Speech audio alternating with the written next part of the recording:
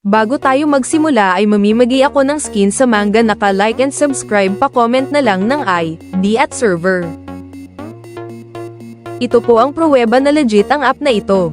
So ngayon ay tuturuan ko kayo kung paano magkaroon ng libreng diamond sa ML. Para ma-download ang app na ito ay i-click ang link dyan sa comment section para ma-download nyo ng mabilis. Pagka-download nyo, e-click nyo lang yung scratch card.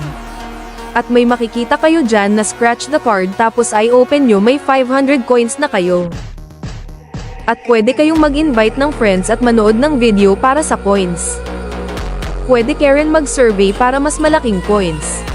Kung magga-grind ka ng coins ay i-click mo lang ang playtime.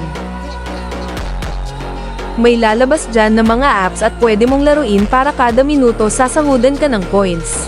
Sa akin ay isa na lang kasi na-download ko na yung iba.